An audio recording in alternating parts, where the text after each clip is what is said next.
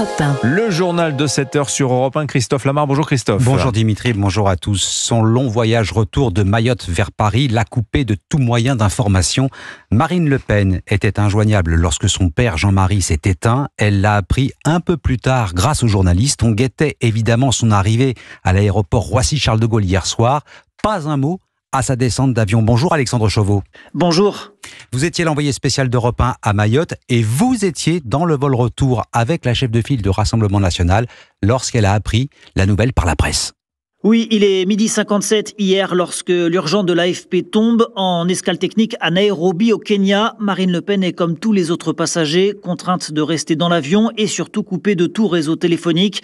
Alors avec quelques confrères, nous avons réussi malgré tout à capter du Wi-Fi et donc à recevoir cette information du décès de Jean-Marie Le Pen.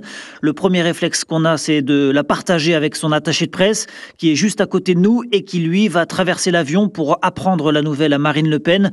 Elle est assise à ce moment-là à l'avant de l'avion avec Louis Alliot à ses côtés et on l'a vu tout de suite se lever pour s'approcher de la cabine du pilote et demander du réseau pour se faire confirmer la nouvelle et sans doute joindre ses proches. Elle revient quelques minutes plus tard en pleurs et passe les 9 heures du vol entre Nairobi et Paris à sa place. Elle quitte l'avion hier soir la première sans déclaration à la presse alors que son entourage nous indique qu'elle est naturellement très affectée. Alexandre Chauveau du service politique d'Europe 1. Pas un mot de Marine Le Pen pour l'instant, mais sa nièce Marion Maréchal et petite fille de Jean-Marie Le Pen a réagi à la disparition de son grand-père hier soir sur Twitter X. Pars tranquille, je n'abandonnerai pas la mission, écrit l'eurodéputé. La mort de Jean-Marie Le Pen, fêtée par les sympathisants d'extrême gauche dans plusieurs grandes villes de France. Rassemblement condamné par le ministre de l'Intérieur. Rien ne justifie qu'on danse sur un cadavre, estime Bruno Retailleau. Côté politique, la gauche dans son ensemble n'a pas été beaucoup plus mesurée dans ses réactions, Alexis de La Fontaine. Oui, la France insoumise s'est déchaînée après la disparition de Jean-Marie Le Pen. Le diable est mort, adieu le fasciste, au revoir l'antisémite et le raciste, peut-on lire sur Twitter.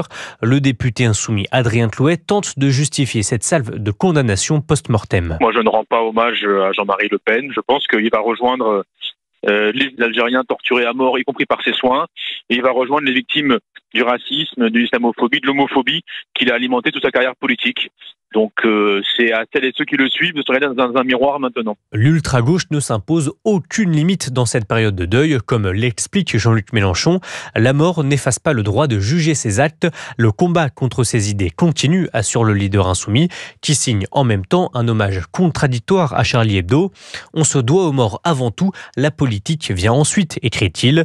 Même chez les socialistes, Ségolène Royal refuse de rendre hommage à Jean-Marie Le Pen à cause de sa condamnation pour négationnisme. Alexis de La Fontaine du service politique d'Europe 1. Et selon un membre de la famille Le Pen, les obsèques du fondateur du Front National, devenu Rassemblement National, devraient avoir lieu samedi dans son village natal de la Trinité-sur-Mer, dans le Morbihan. Vous écoutez Europe 1 matin, il est 7h04. L'insoumis Sébastien Delogu sera fixé sur son sort judiciaire le 14 février. Date retenue pour le jugement dans l'affaire qui l'oppose à 2 cadres de l'éducation nationale. Le député LFI accusé de les avoir molestés en marge du blocus d'un lycée marseillais. C'était en plein conflit sur la réforme des retraites. 6 mois de prison avec sursis, 1 000 € d'amende, c'est la peine réclamée par le tribunal de Marseille. Stéphane Burgat.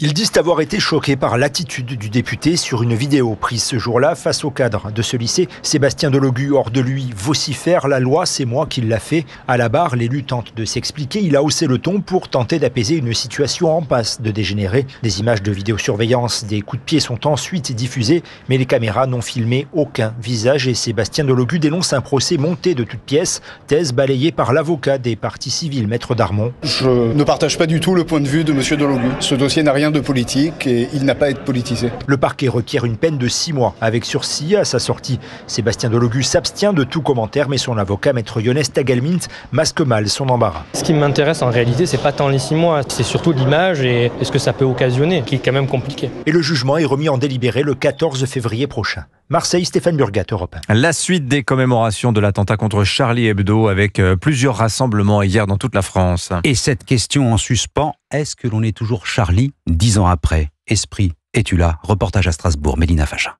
Parmi les Strasbourgeois présents hier soir, certains brandissent des exemplaires de Charlie Hebdo, d'autres allument des bougies. Muharrem veut croire que 10 ans après, l'esprit Charlie est intact. On continue à discuter dans les écoles, auprès des jeunes. Et cet esprit-là, en fait, il faut pouvoir exploiter pour pouvoir exister. Mais Armand ne peut s'empêcher d'être déçu. Le 11 janvier 2015, 45 000 personnes s'étaient rassemblées ici, place Kléber. Hier soir, elles n'étaient qu'une cinquantaine. Il y a du souci à se faire, je trouve. J'ai peur qu'il y ait une espèce d'accoutumance, c'est que les gens ont moins tendance à l'esprit de résistance, quoi. Et on n'a plus la même, peut-être, virulence. Et peut-être plus non plus le même esprit de cohésion, regrette Pierre. La société est divisée, mais il faut rester très vigilant, oui, par rapport à toutes les attaques contre l'état de droit. Il veut toutefois rester optimiste. Je crois qu'il en reste quand même quelque chose, oui. Un rejet plus fort qu'on ne le dit quelquefois de l'obscurantisme. L'esprit Charlie survit, assure-t-il, même s'il n'est sans doute plus tout à fait le même qu'il y a 10 ans. Strasbourg, Mélina Fachin, Europe 1. Les hommages se poursuivent aujourd'hui à Montrouge, près de Paris, ville où Clarissa Jean-Philippe exerçait en tant que policière municipale, abattue le 8 janvier 2015 par Amédi Koulibaly. Début du périple meurtrier de cet islamiste et connaissance des frères Kouachi qui s'achèvera par une prise d'otage à l'hypercachère de Vincennes où il fera 4 nouvelles victimes le lendemain. Aux États-Unis, que se passe-t-il avec Donald Trump? Le futur président multiplie les déclarations belliqueuses. À une conférence de presse dans sa villa de Mar-a-Lago, le désormais prochain président réitère ses menaces sur le canal de Panama et le Groenland, 2 territoires qu'il revendique. Les gens ne savent même pas si le Danemark a un droit légal sur le Groenland. Si c'est le cas, ils devraient y renoncer car nous en avons besoin pour notre sécurité. C'est pour le monde libre. Bonjour Christophe Bordet. Bonjour à tous. Alors on vient de l'entendre, Donald Trump, le Danemark a vraiment des raisons de s'inquiéter ou s'agit-il seulement d'une provocation?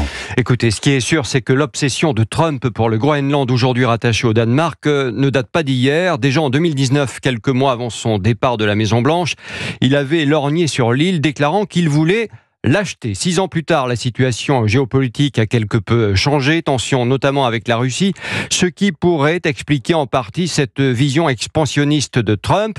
Pour bien comprendre, la Russie se trouve directement de l'autre côté du pôle et la marine danoise n'est pas forcément en mesure de surveiller les bateaux et sous-marins russes qui naviguent dans le secteur. Il y a aussi ces ressources en minerais, en métaux rares, en hydrocarbures qui font saliver les industriels américains. Bref, des déclarations tonitruantes du président élu aux actes du président en fonction. Rien n'est fait. Colère en tout cas des pays visés. Affaire à suivre. Christophe Bordet. Et puis 14 ans, ça suffit. Didier Deschamps et l'équipe de France de foot, c'est bientôt fini. Et après la Coupe du Monde 2026, le sélectionneur des Bleus l'a confié à Brigitte Macron dans le cadre de l'opération Piège jaune. Entretien enregistré et diffusé à 13h aujourd'hui sur TF1, dont voici un extrait. Je suis là depuis 2012, je suis prévu jusqu'en 2026, la prochaine Coupe du Monde, mais ça s'arrêtera là parce qu'il faut que ça s'arrête là un moment. D'être déjà autant d'années où je suis, aller jusqu'en 2026, ça va faire 14 ans, ça fait beaucoup aussi. Le plus important, c'est que l'équipe de France reste au sommet comme elle est depuis de nombreuses années. Voilà, Didier Deschamps, encore sélectionneur des Bleus pour une année supplémentaire, enfin 2 ans si on compte cette saison. Et on espère un titre mondial pour clore l'ère Deschamps la plus prolifique pour l'équipe de France de l'histoire. Merci beaucoup Christophe Lamar, c'était votre journal. Il est 7h09 sur